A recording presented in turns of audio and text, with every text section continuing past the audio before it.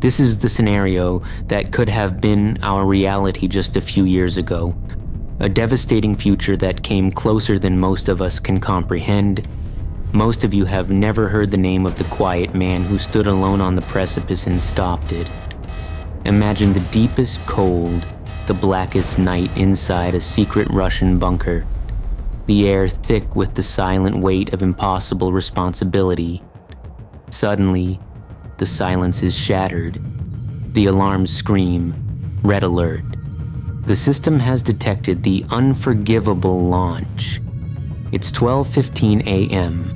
The terrifying message flashes across the main screen, pulsing in violent red letters. Missile attack. A nuclear warhead has been fired by the United States, launched from the desolate landscapes of Montana, heading directly toward the heart of the Russian Federation. The man in command, Lieutenant Colonel Stanislav Petrov, knows his mission is brutal and immediate. Alert his superiors for a devastating counterstrike. This is protocol. This is war. On one side, Russia holds thousands of warheads, including the devastating ghost of the Cold War, the Tsar Bomba. This single device carries 3,800 times the destructive power of Hiroshima. On the other side, the United States possesses an arsenal well stocked enough to obliterate our planet. Lieutenant Colonel Petrov understands this lethal equation. This night, the future of all human life rests entirely on his shoulders. He has less than 60 seconds, just 1 minute, to make a choice that will seal the fate of every civilization. If he announces a false alarm, the Russian war machine stands down. If he is wrong, his country loses its ability to retaliate. If he announces the missile is real, Russia retaliates immediately, and the Third World War begins. One error in judgment, and the world will look like ash. To understand the agonizing burden Petrov carried, we must look back just 25 days. That recent event was a haunting lesson in the danger of reacting too quickly. The same secret base, Serpukhov 15, was on high alert. A Soviet satellite had captured an intrusion on their closed airspace. An unknown aircraft designated as an espionage plane. The order was immediate. Intercept and stop it decisively. Powerful fighter jets, supersonic Su interceptors, scrambled into the air. The order to the pilot, Major Gennady Osipovich, was non-negotiable. Shoot it down. Osipovich was armed with missiles, but as he sighted the target, something felt wrong. The slow-moving plane did not resemble a spy plane. He tried desperately to establish communication, but the Boeing did not respond. He fired shots to force a reaction, but received only silence. 7 minutes later, his superiors made their final, irreversible decision. The aircraft exploded in midair. It was not a spy plane. It was Korean Airlines Flight 007, a civilian Boeing 747 with 269 souls on board, who died instantly. Its faulty autopilot had caused it to veer into Soviet airspace. The pilots realized their error, but it was far too late. A few hours later, the world learned the horrific news. Russia later admitted they shot down the civilian airliner. This tragedy occurred precisely at the absolute paroxysm of the Cold War, demonstrating what happened when officers followed data without human skepticism.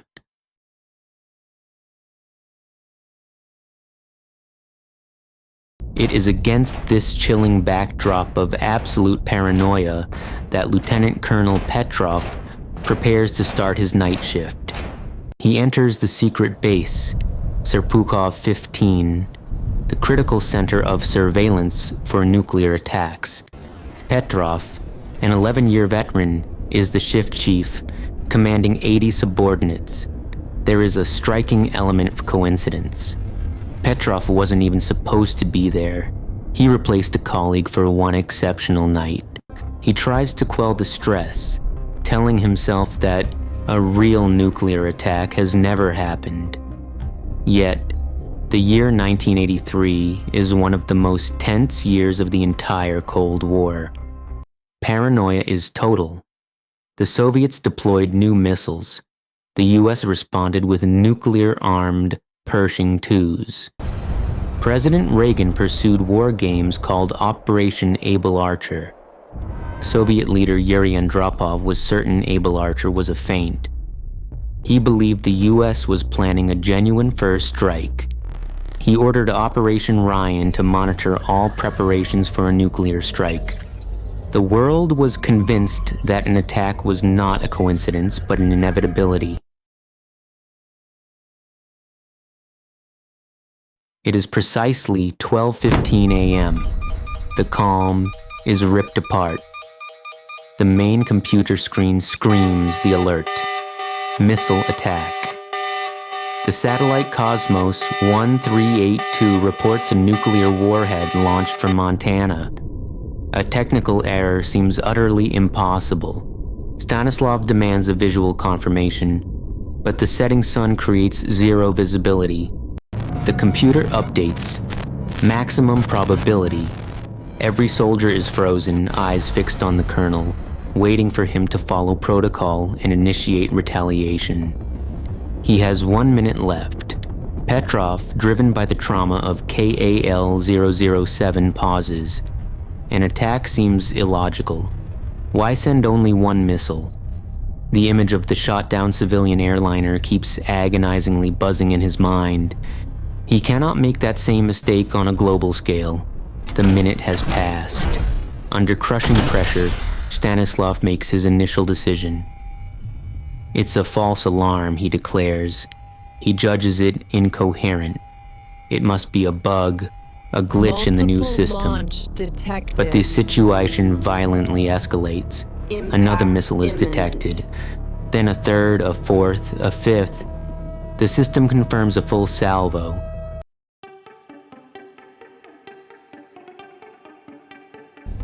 Petrov sets an alarm.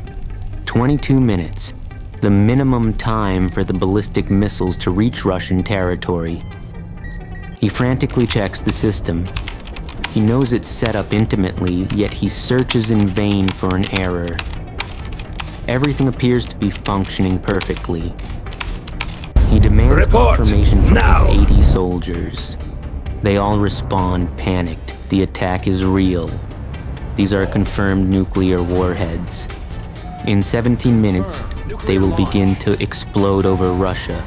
Yet, deep within him, a fundamental screaming doubt remains. His intuition insists that this is impossible. Why would anyone start a war whose only guaranteed outcome is the total destruction of our civilization? Protocol dictates he must officially record the attack and call his superiors, initiating the nuclear cascade. Every stressed soldier waits for his final terrible order. Should he trust the pinnacle of technology or the impossible nagging whisper of his gut?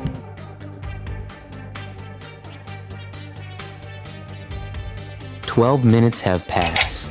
Time is vanishing. His right hand grips the microphone, his left rests on the telephone, the instrument of destruction. He is utterly immobile. Then in a moment of sublime defiance against the machine, he moves. He picks up the phone and calls his superiors. The soldiers gasp. Stanislav has just violated fundamental protocol. He did not record the attack. He acted impulsively, reporting the event as a false alarm based only on human intuition. He hangs up, panic washing over him. He has committed treason if the missiles are real. Beep, beep. The countdown continues mercilessly. Only a few agonizing minutes remain until he knows the definitive truth. If he is wrong, millions will die and the nation loses its ability to retaliate. Petrov and his men frantically verify all cameras and radar systems. Nothing No sign of explosions. The soldiers present are stunned. Against all logic, Petrov had just saved the world from nuclear war. He saved us all solely by trusting his impossible intuition.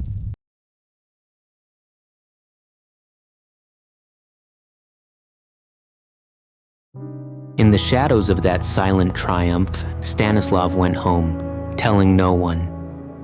The technical failure was soon confirmed. Extremely rare reflections of sunlight on high-altitude clouds caused the satellite's sensors to mistake heat for warheads. The next day, Petrov was reprimanded. Why didn't you follow the written protocol? This is unacceptable, Petrov. Protocols are irrelevant The Russian now. leadership covered it up. Petrov was promptly demoted and dismissed from the army in 1984. His act cost him his career. Stripped of his purpose, he moved to Friazino, struggling, taking jobs as a taxi driver and a low-paid supermarket security guard. His pension was meager. Slowly, he succumbed to alcoholism and his wife passed away. StanislavPetrov finished his life in deep, forgotten poverty. His family eventually learned the truth when a former officer revealed the incident in 1993. Slowly, the world learned. Petrov began receiving overdue recognition, awards like the Man Who Saved the World and the Dresden Peace Prize. Yet, chillingly, none of the journalists who sought him came from Russia. The High Command never officially recognized the event. On May 19, 2017, Stanislav died in general indifference. The inscription on his commemorative plaque reads, "In short, the man who saved the world." As we reflect on this near miss, we must ask if the fate of the entire world hangs on one man's quiet intuition, a man who chose doubt over protocol, who then died in obscurity. What does that say about the systems we build? There was no heroism. I was just doing my job. What does that say about the absolute fragility of peace? It tells us that sometimes the greatest heroes are not the ones who follow the rules dictated by the machine, but the ones who dare to break them for the sake of the human heart.